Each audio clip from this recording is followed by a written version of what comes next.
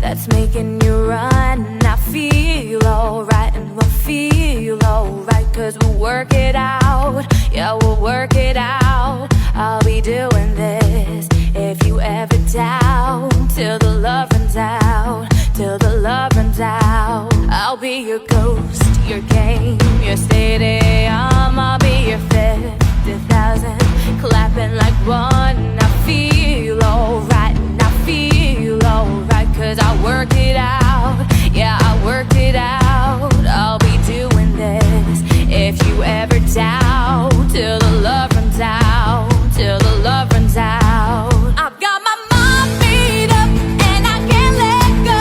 I'm killing every second till it saves my soul. I'll be running till the love runs out, till the love runs out. And we'll start a fire and we'll shut it down, till the love runs out, till the love.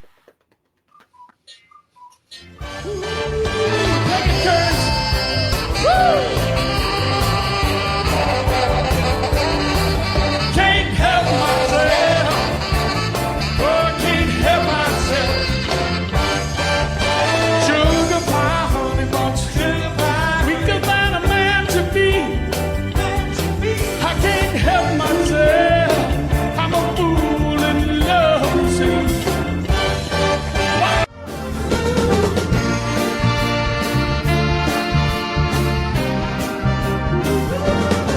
So be young, be foolish, but be happy.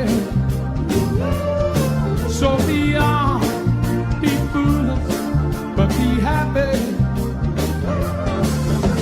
Don't let the rain get you down. It's a waste of time. Have your fun, live every day, right sometime.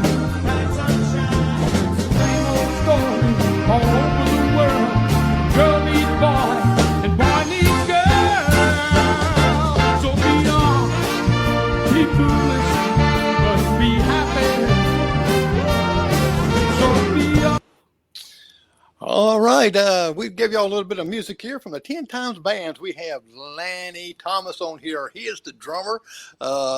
He can just tear those drums up. The music is fantastic. I listen to it a lot. I use it sometimes as a background because you do a lot of cover music. I need a good cover band.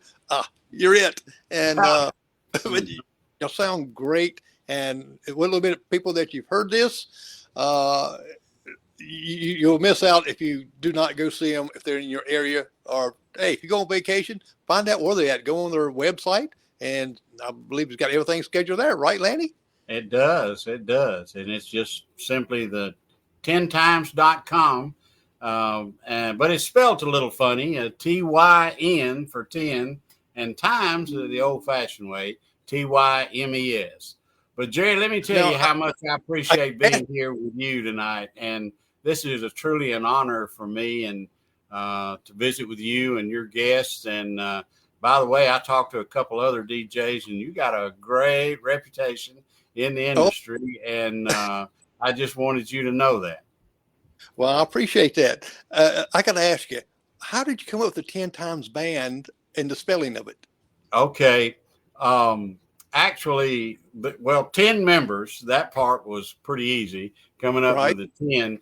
And we spelt the Tymes, Tymes, because we were going to play oldies music, and so actually Jerry Rickles, who's our lead singer, I believe his father came up with the lettering. He was a sign painter, and he came up with that lettering. We used to have the two Y's made musical notes, if you can imagine that. And but anyway, that's how we came up with the spelling. It actually started with spelling Tymes the old way, and then so we just changed the 10 to TYN, and just gave it a little better visual. I kind of thought that it was a British thing. Well, it kind of looked British, doesn't it? But it did. Remember the what was it? The funny guy used to come on, Benny Hinn.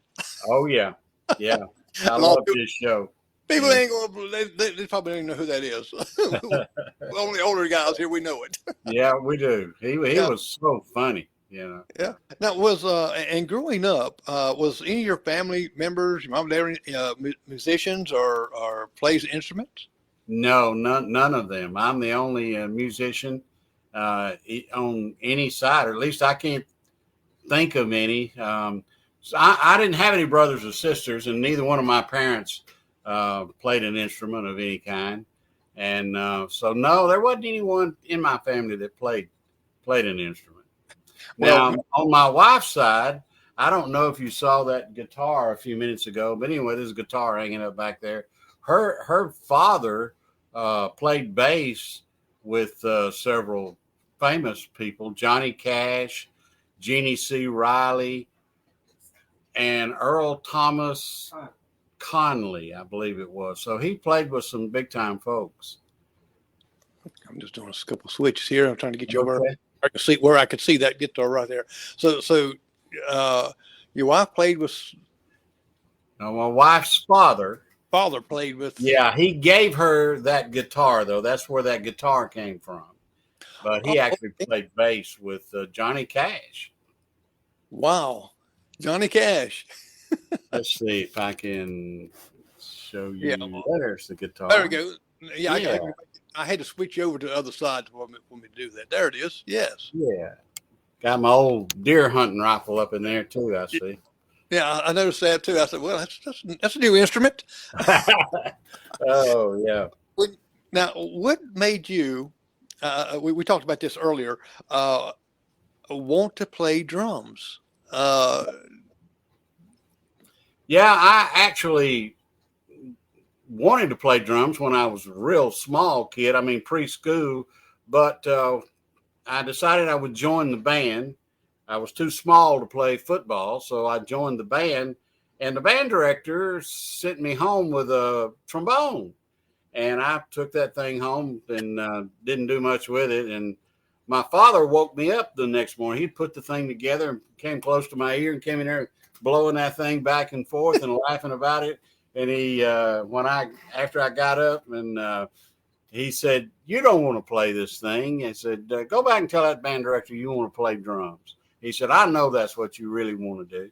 And so that's what happened. I went back and I told the band director that I actually wanted to play drums. He said, "Well, we got a whole lot of drummers. That's why I gave you a trombone." And he said, there'd be a lot of competition to get in that drum line. And I said, "Well, that's okay. I'll take that on." And make a long story short, before I was a senior, I was the leader of the drum section. Wow. At 15, I was playing with some little bands. And actually, I wasn't old enough. I wasn't even supposed to go in these places. But they would sneak me in, and I'd set up my kit and play. I was playing with some club bands when I was 14. Yeah, I had a lady that I interviewed, and actually, it wasn't a lady, it was a guy, and he's talking about how he used to go play in some of these clubs, and he had the beard and all, and he said they kind of knew he wasn't, but nobody else did. Well, I wasn't old enough to have a beard even back that day in that time, but they, of course, I didn't drink or anything, so, and they were adults with me, so they let me do it anyway. We played in some rough places. I remember one time a fight broke out and people were fighting and everything, and I was sneaking out with one drum at a time trying to get out of that place. So it's been an interesting ride. You can't leave drums behind, can you? No. My grandson, he was growing up and all, and he used to sit around and he'd beat on the table and beat on this right here, and I'd tell him, says, "You got to stop beating on the table. You got to stop beating on the table." He wouldn't. I know could be a good drummer, but I used to tell him that. But now, did you do the same thing growing up? I did. I beat on everything. My mother got on me pretty good for putting dents and stuff, But even today, if I'm driving down the highway and I hear something, I'll be playing on that steering wheel, drives my wife crazy. I was going to ask you, how's the wife handle that? Well, she does, though. She's real good about it, but at the same time, she actually just kids me about it. I do it instinctively without even thinking about it. Now, you've been playing, I guess, since 1966. Was it the Gadsden band at that time, or? Well, there were two opposing competitive high schools in our city. One was called the Emma Sansom High, and the other one was called Gadsden High. You got that right. And it's really an unusual band. The rhythm section, which included the lead singer and the back line, the keyboard, the lead guitar, the drums, the bass guitar, all came from Emma Sansom. And all the horns came from Gadsden High, which was real unusual because the two schools hated each other, but we all, yeah. Kind of like Clemson and Gamecocks. Absolutely. But we got along. And it actually increased our audience because Emma Sansom folks would come to see the Emma Sansom bunch, and the Gadsden folks would come to see the Gadsden folks. Made a pretty big crowd. Wow, well, that is great. Now, your band itself, who is? I know you had original members, and I know some that's passed away, and some you've got some new members in there. What I love about your band is the brass into it, because you don't see too many bands that they might have one horn or something like that, and where you got many, which really brings out the R&B, the good beach music, and all kind of music, because you've got a list of music y'all play, and sounds great. Especially I listen to Get Ready, and I said, man, that sounds just like them. Oh, well, we are blessed in that way. We have a great horn section, and you're correct. We had 10 original members, and we still have 5 of the original, which is amazing since 1966. And we did take a break in there, a pretty long break, and then we got back together in 2000. But we've been going steady since 2000. But we played. We've played from Myrtle Beach all the way over to San Diego and just about everywhere in between. We don't travel like that as much anymore, and COVID kind of put a big damper on a lot of stuff. So we're having to build back, just like everybody else is. They don't want to talk about it or say it, but the economy's also had an impact on bands and live events and that sort of thing. Plus, we are a special event band, and that was really impacted by COVID, But we the horn section is what makes the band. The horn section is the show. You were talking about them. They do the steps, and they're right there on the front. They interact with the audience, and that's what people come to hear. Really, is the horn section. But you have the beat. I do. I'm the heartbeat. But I'm the only drummer they've ever had, all this time. Do you throw your sticks up in the air or anything? I try not to, because when they go up, I'm not sure where they're coming down, The lights will blind you like. Yeah, I just try to keep that beat going, man. Yeah. Now, you want to name some of your members now? Give them a good job? I hope I don't embarrass myself and forget somebody, but with 10, But our lead singer is Jerry Rickles, and our keyboard player is Ronnie Cornutt. One of our saxophone players is Ken Striplin, and a trumpet player is Carl Sharpe, and I'm Lanny. That's the 5 originals. Yes, sir. And then on bass, we have Freeman and Charlie Freeman. Yeah. And then we have 3 saxes in the band. And one of them, he's not related to me, although I've tried to get related to him. His name is Danny Thomas. and he is a superstar. He could play with anybody. And then Curtis.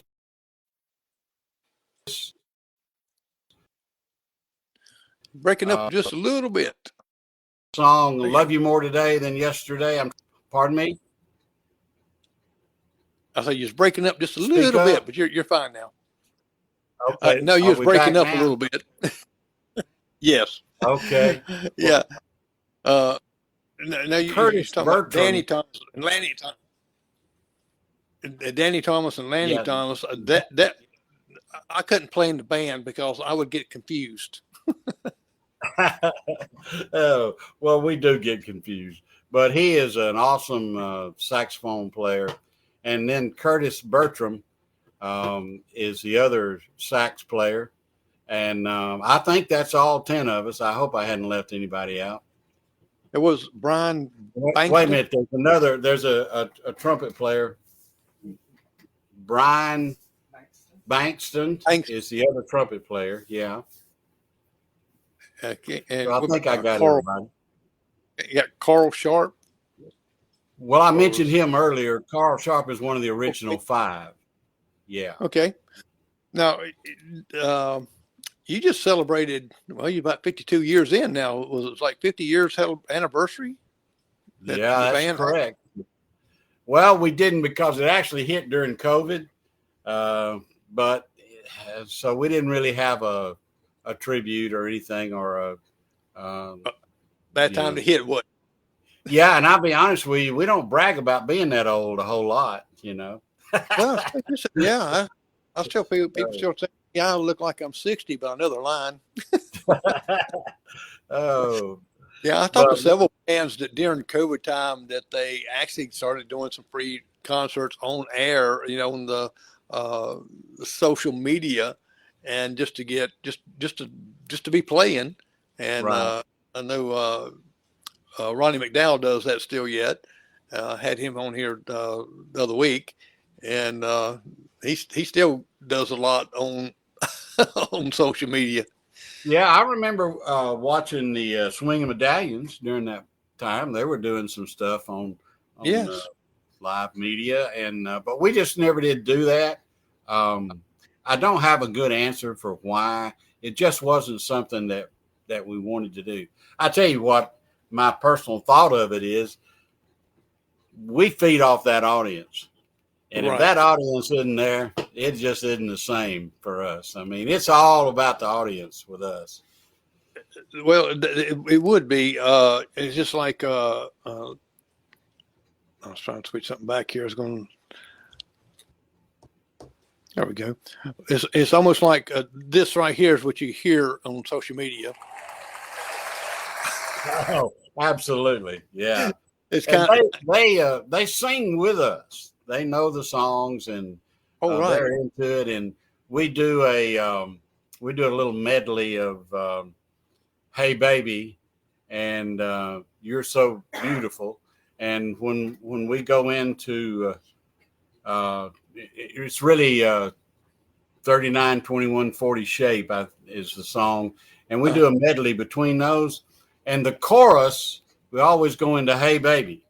And you'll see a lot of photographs of events we've done with everybody's got their hands in the air and they're doing all, you've seen those. Well, that's what we call the "Hey Baby" chorus. And they're really, they get into that. It's kind of like the Sweet Caroline, right? Yeah. I've seen even smaller generations, you know, the millenniums, that when they hear that, first thing is bump, they know exactly when you come. Exactly. Yeah.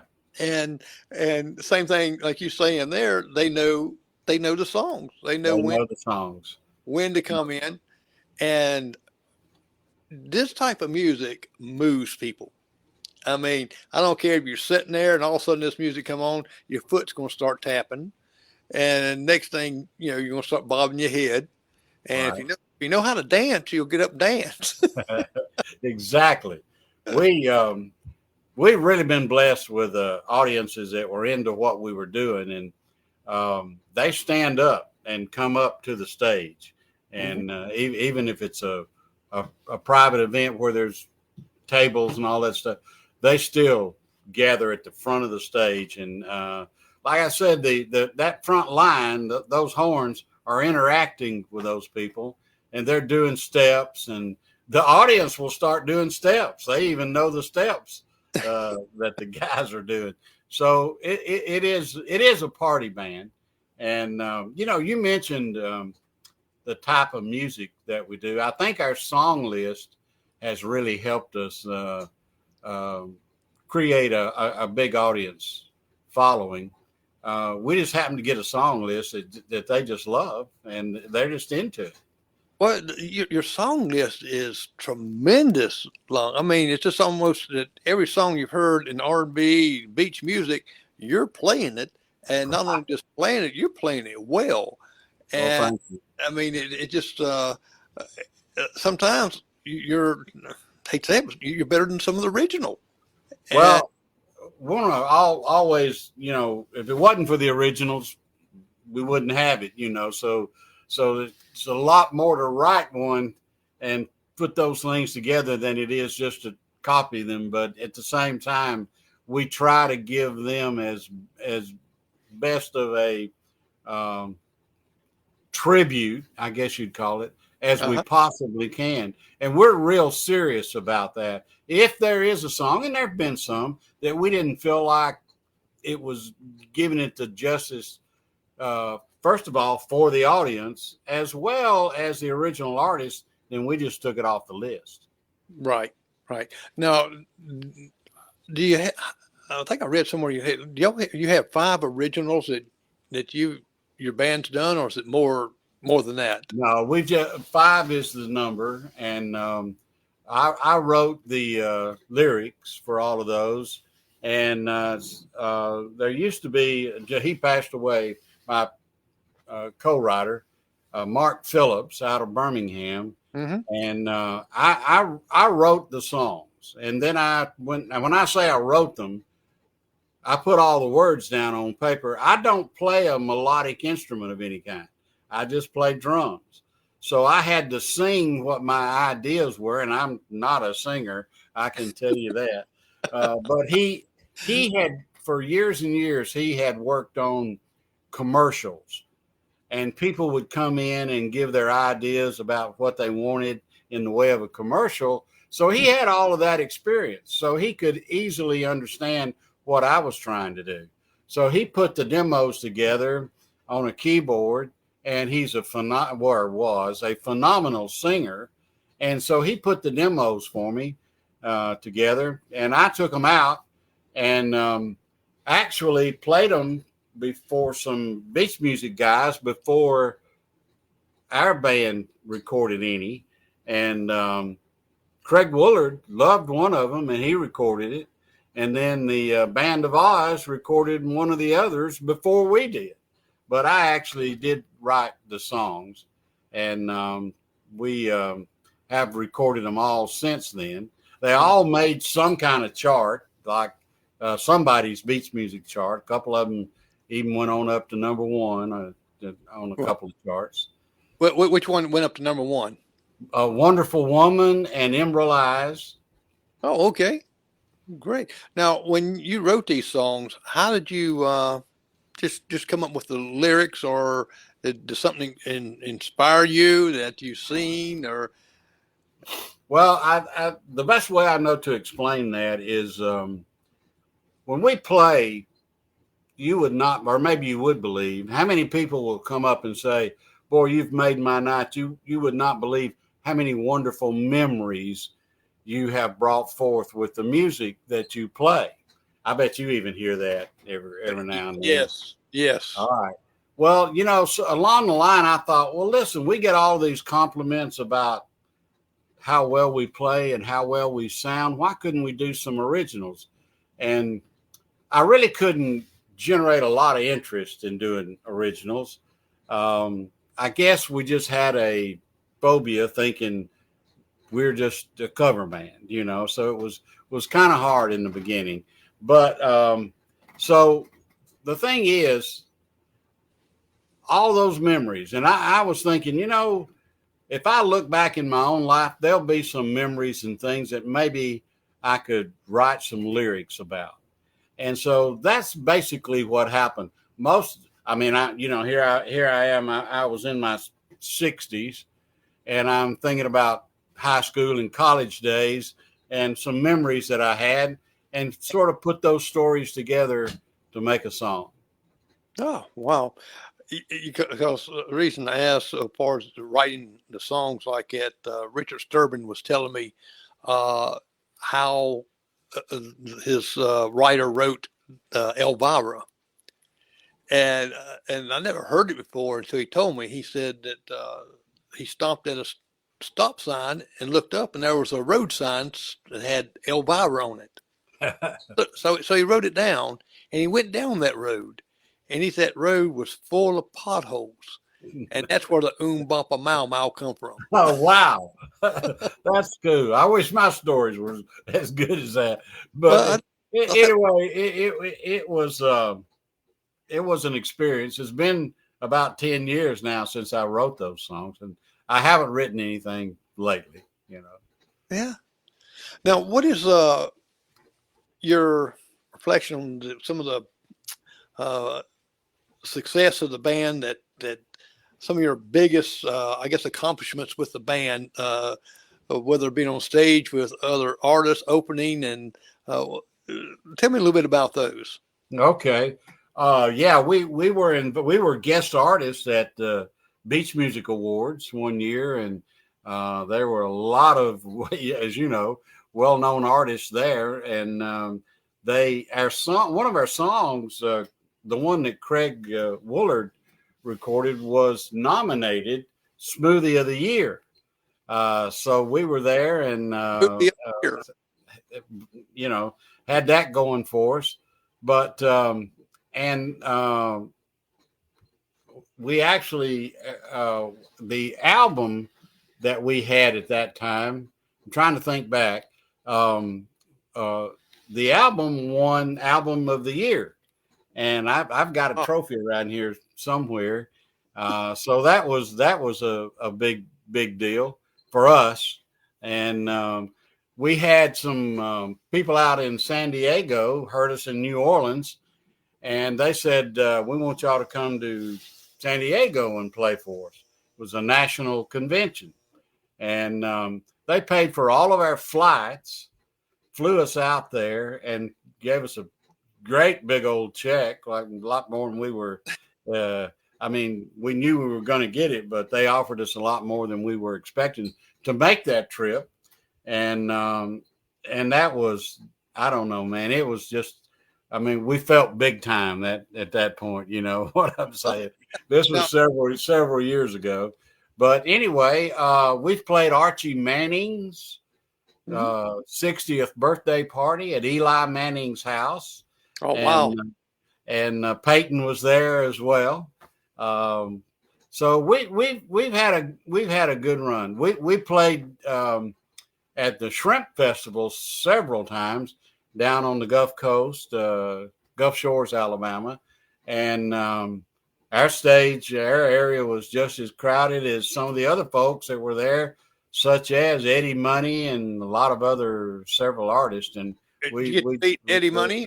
I didn't get to, because he was on when we came in, and we were on a different stage.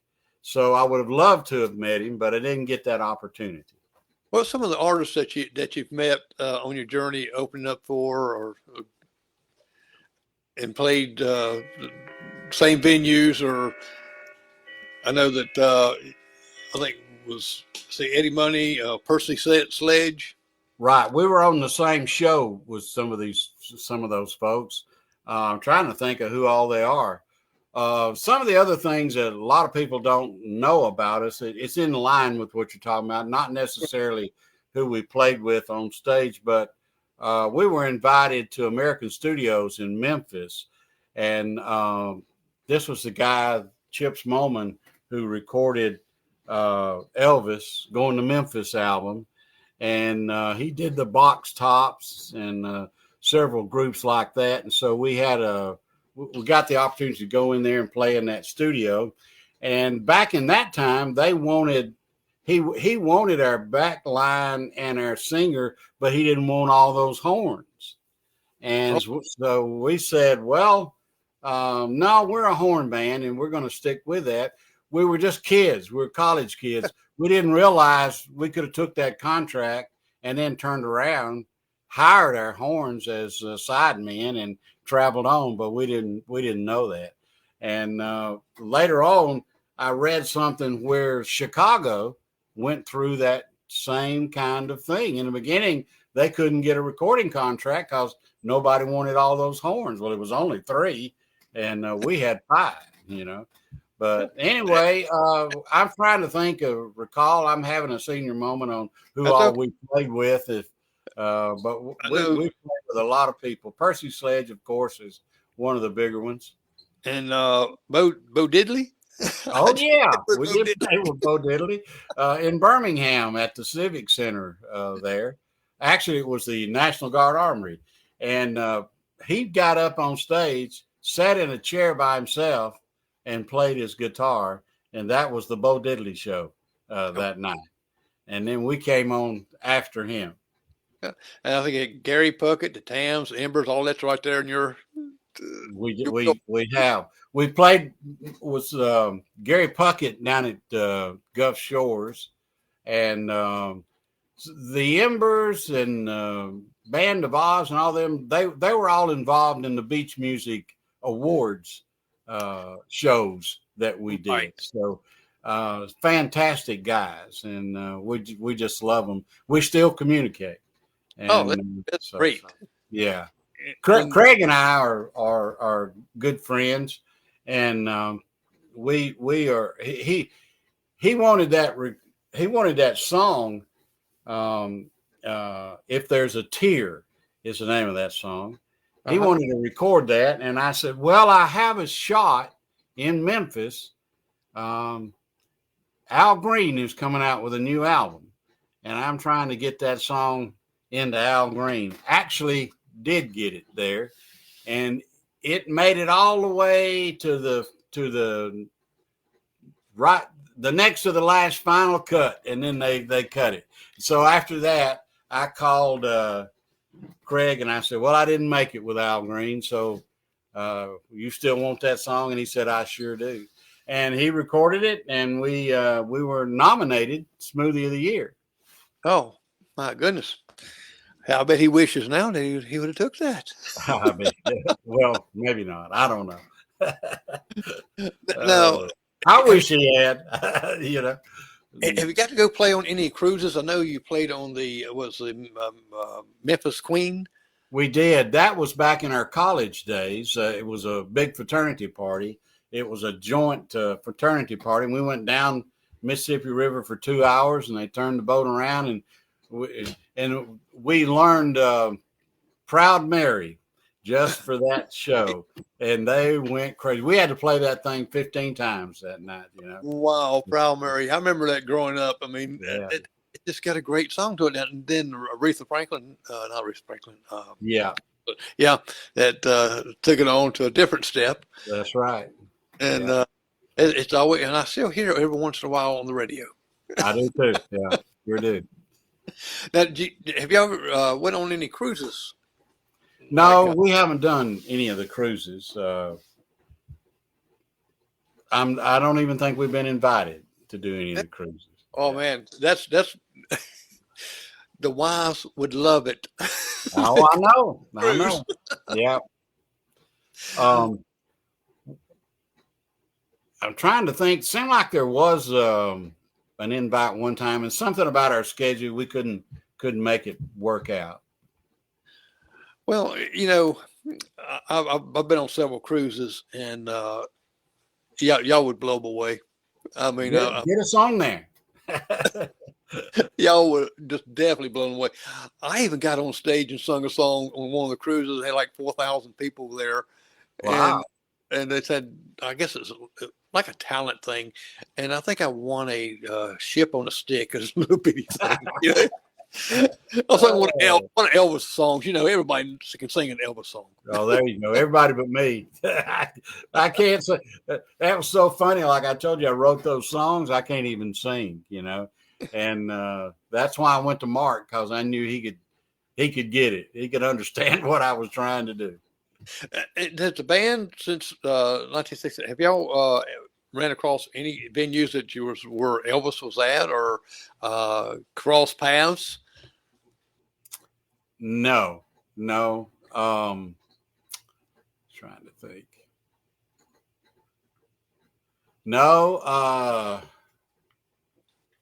We did play at the Memphis Country Club one time, and we were hoping maybe he'd be around, but he wasn't there.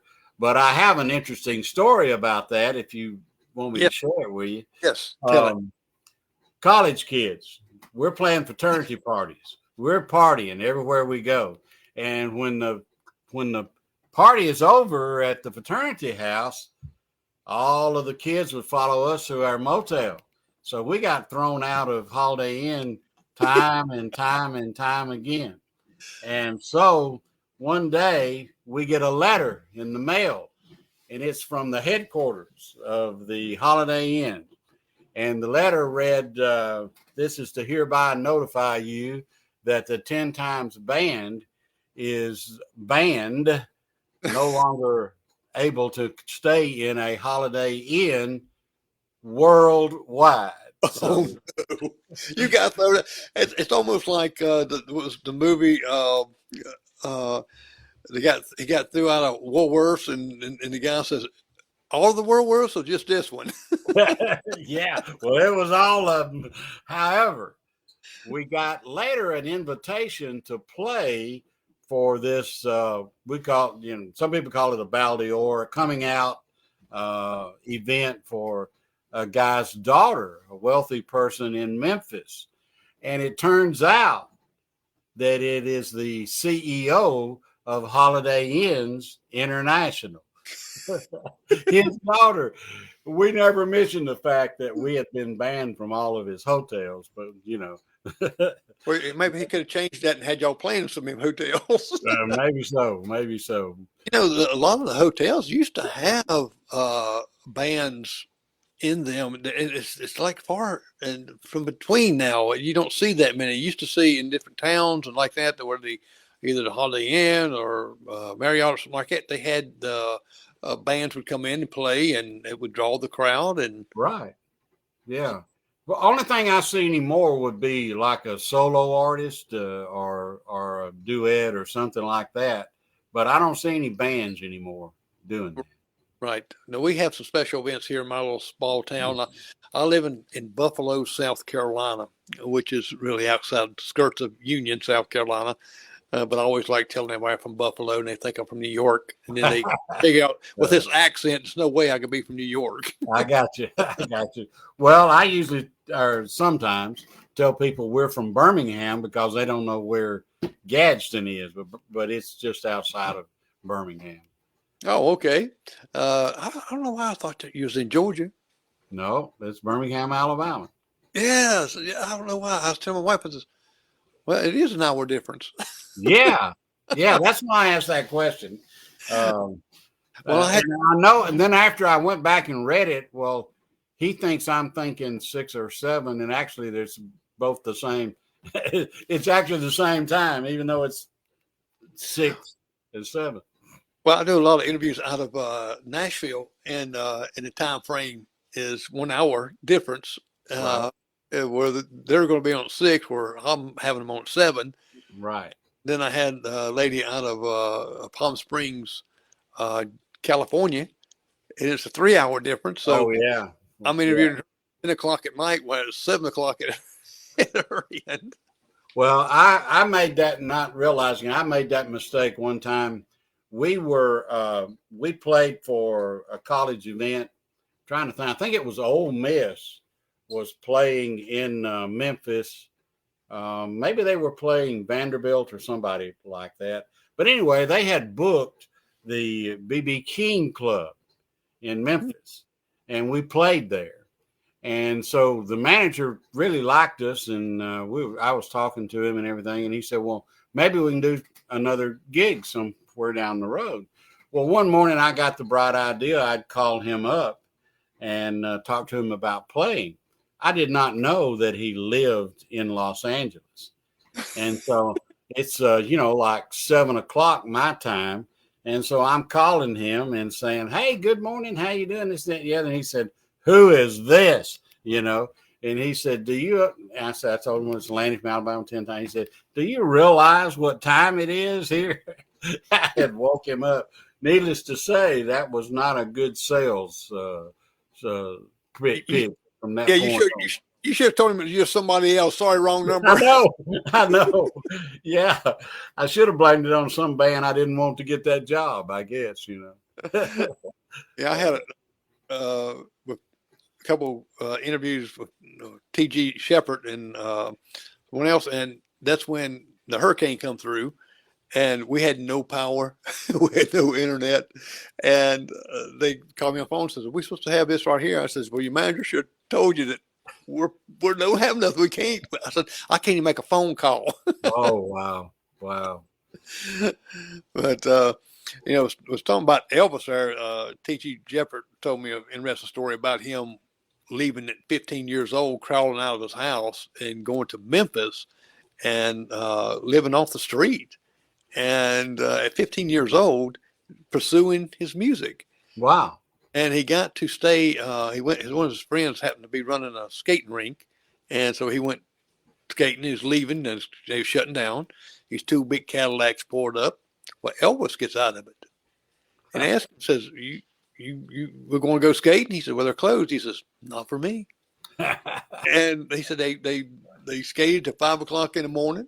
Wow. And then he asked him, was he hungry? He said, me eating out of garbage cans? Yes, I was hungry. And he said he took him home and fed him peanut butter and banana sandwiches.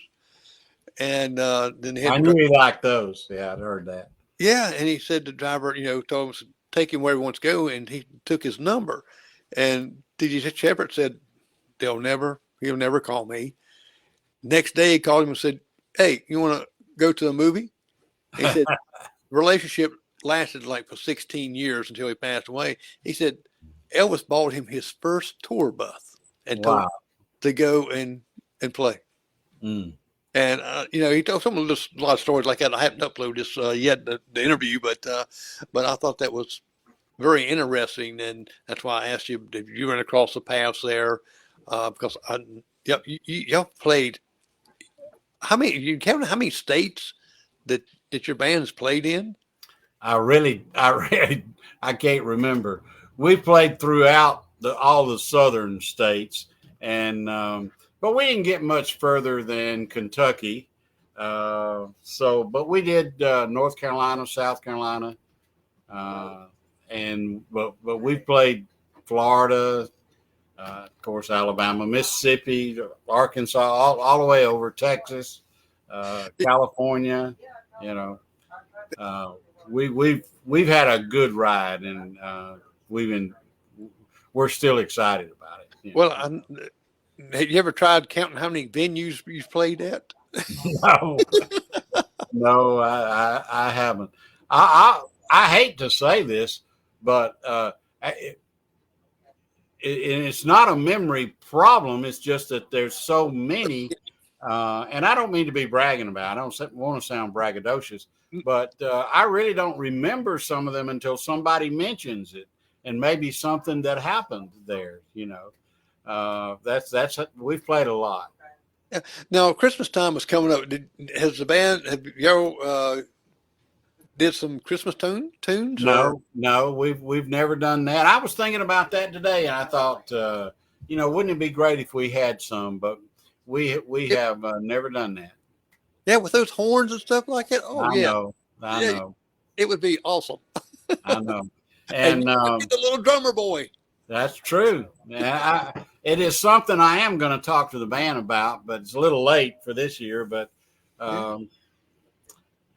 it's something we ought to do and should have already done. Yeah, well, I just thought about especially the horn stuff. I've listened to some of the Christmas music. Matter of fact, today, And I said, I got to ask that question because I said, because they had a couple of horns in theirs, Right. Man, y'all blow that away. Well, I tell you, that's what being a drummer in a horn band is really a treat. I mean, I've played earlier in other bands that didn't have horns, and I really didn't know what it was all about. But when I got the invite to join this band and got that feel and that sound, and I really love it because, well, it's like this drum kit behind me. You got trumpets going, you got a higher sounding cymbal that can go with that. Well, you don't get that if you don't have the horns. It's just a cymbal, Right. But there's just little things like that make a difference in a horn band. That doesn't sound like much, but it is if you're playing that instrument. And how many drum sets you got? Well, I have 2 is all 2? I have. Yeah. I figured. Now I have access to others. Our sound people sometimes set up a different kit from my own kit that I play on when we go to a venue. Maybe it's a long trip or something of that nature, or maybe we've got two gigs fairly close together. We'll have to have 2 kits and that sort of thing. Now, and your band has made CDs? We do. We have, I believe we have 4 CDs now. Okay. And they can go on your website. They can, or they can go to our Facebook page. I really prefer they go to the Facebook page. Uh-huh. And they can go to the website, TynTymes.com, and send a private message there, and I'll make sure they get a CD. But you can do the same thing on our Facebook page. Right. Now, let me ask you a little bit about Reverb Nation. How did you get connected there? And and if people don't know what Reverb Nation is, it's a great source for audience, musicians like yourself and others to hear their music and their cover music and their original music. And it really is a great source when I'm playing some things that's social media wise, and I use Reverb Nation a lot to bring in some of the artists that the music I want to play, because I don't get dinged on it. Right. There you go. Well, someone mentioned it to me. I think maybe what really happened was I was promoting us on Facebook, or maybe our other page, and I got an invite from this organization called Reverb Nation, and I checked it out and found out they had a huge following, and all of these bands were on their listings, and so I gave it a shot and started sharing the songs that I posted there on some of the beach music pages. And make a long story short, there were periods I'm not doing much of that right now. Again, COVID kind of slowed all the stuff down, but we were number 1 for months and months and months in all the categories for Reverb Nation. They have local, regional, national, and international, and we were literally number 1 on all of those time and time again. And we're still number 1, I think, regionally, but I hadn't pushed it in forever, Now, you have one CD out called Sand and Soul.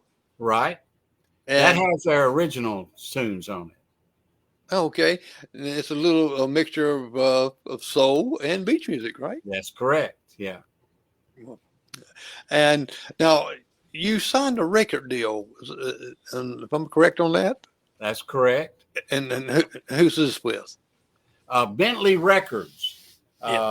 They contacted us, and I was a little bit dubious. And then anybody can go and check them out. let me say why I'm dubious. You get invites with a band like that. You get invites like that all the time. And we had a couple of experiences with some labels, and they went bankrupt and some things like that. Then we didn't really. We went to Reverb Nation. I mean, we didn't really feel like we needed a label. But I checked these people out, and they're for real. And they are international, and we've got a spot with them, and they've released several of our songs, and we're very happy with them. They started us out, as old as we are, in our artist development area. So that told me right off, well, these people are for real, you know. And you didn't have to pay. Most of these people just want you to pay something, and they'll list your band and play some of your music, and that's it. But these folks are real, and we didn't have to pay anything. And they released songs for us internationally, so we're real happy with them. Yeah, and our friend Pat Quinn, he loves playing your music. And he's a big fan of yours. Well, I'm a big fan of Pat's, and you too, Jerry. But understand that Pat and I go way back to the 2000 year to 24 years. Pat and I, he is part of the reason that we got involved in the beach music. That's a little bit of a story. We were playing all these songs. We had no label or had ever heard of any tag called beach music. What's that? We don't know. We're just playing these songs. And somebody came up to us one time after a gig and said, "I'm so glad y'all were here tonight. It reminds me of being at home," with some college kid, "being at home with all of the beach music." And we said, "Beach music? You mean like the Beach Boys?" No. This is what they shag to in the Carolinas, that kind of beach music. We really didn't know we were playing beach music. We were playing what we call Southern Soul, Wilson Pickett, and those kind of things. And so when we found out what beach music was all about, we were a natural fit. I mean, we just fit right in.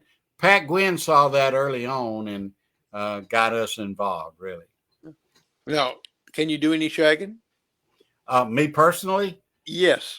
No, I can play it for you though. I can play that shuffle beat for you, but I can't dance it.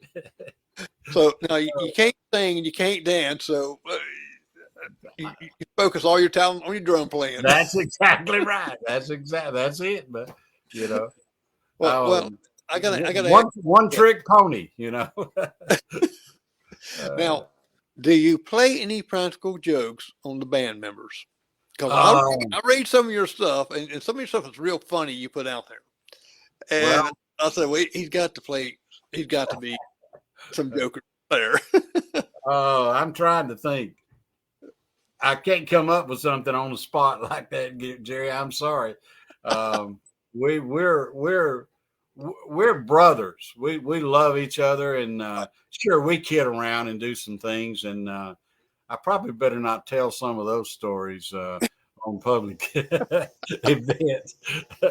But anyway, I'm not that kind of practical joker, So I don't have. I wish I had something to share with you, but I don't. Yeah. So I just like I said, people, if you want to read, you need to go ahead and friend Lanny here on his page, because he does come up with some funny stuff. Well, I do. I have a pretty good following on there, as you noticed, and I try to make somebody smile. That's part of what I do. At least somebody every day, And if I can just get a giggle out of them, that's an improvement for them. And I do work at that. Exactly. That's why I comment back on it. Some of my wife says, "I can't believe you commented that. You put that on."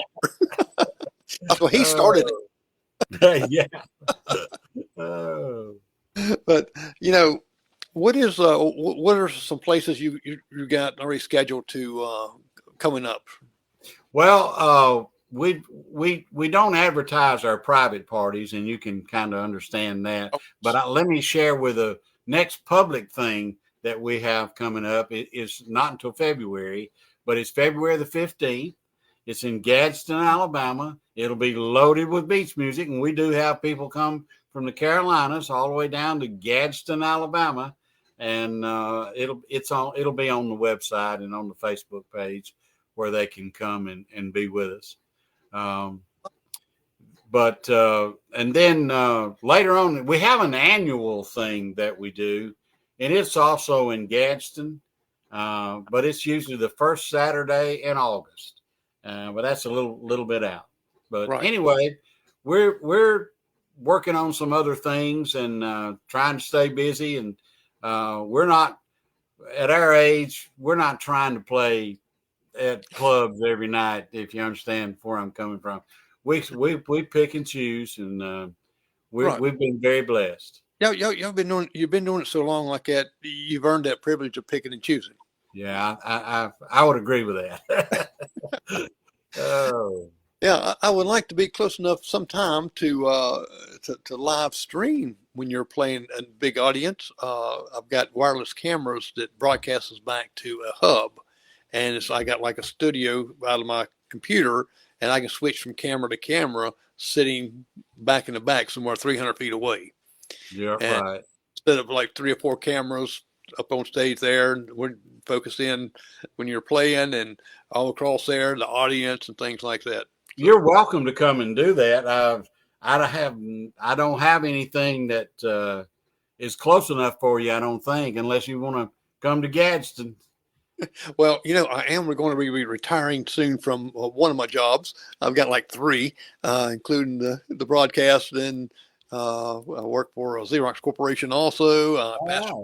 Pastor of church full-time, and so other than that, I don't do anything else. Well, let me share something with you. I was the executive director of the Dallas Life Foundation for 4 years. That's the homeless ministry for Baptist Church of Dallas, Texas. Oh, it was the largest. I think we had 400 beds. I think it's one of the largest shelters in the country. And Zig Ziglar, you know who Zig Ziglar is? I've heard the name. Well, he's written a lot of motivational books, and he all of his presentations were Bible based. And he had a Sunday school class in Dallas, Texas, and I was a member of that, and occasionally would teach Sunday school there. And when he left, I became the teacher of the class there. Later on, became executive director of the homeless ministry there. Wow, that is fantastic. I pastor a Beach Street Presbyterian Church out of Gaffney. I've been there about 18 years, and they hadn't threw me out yet or nothing. And I even crack jokes sometimes up there, and they hadn't throw me out. My wife, she kind of gets on to me a little bit because I mentioned something about her or something up there. I understand that. I get that. And everybody looks around at her. Oh, yeah. Quiet, and she don't want that attention on her. Well, I went on tour with Zig Ziglar and his motivational speaking. I did some of that as well. And I learned in that process, always ask your wife before you tell a joke on stage that includes her. Yep. Yeah. Yes. Usually it's kind of making fun of myself. Then well, yeah, right. But I still bring her in on it. Exactly. Well, we're getting close to the top of an hour. And wow, where'd it go? Yes, real quick. And Lanny, I appreciate this. I've learned a lot. I enjoy talking to you. And I know you're going to have great success. You already have. And I hope y'all have a great Thanksgiving too. I enjoyed it with your family, and relax a little bit, and before you get back and hard playing at it again. There you go. Well, Jerry, this has been a blessing, and you have made our Thanksgiving week a blessing, and we appreciate you, and we appreciate what you do. Without guys like yourself, we probably wouldn't be around anymore, because you do play some of our music and people are reminded about us. So we mean it from the bottom of my heart. Thank you, and have a wonderful Christmas and Thanksgiving. And maybe we can do this again sometime. I'll be a little better prepared next time. I was out deer hunting all day today, so you know. You get anything?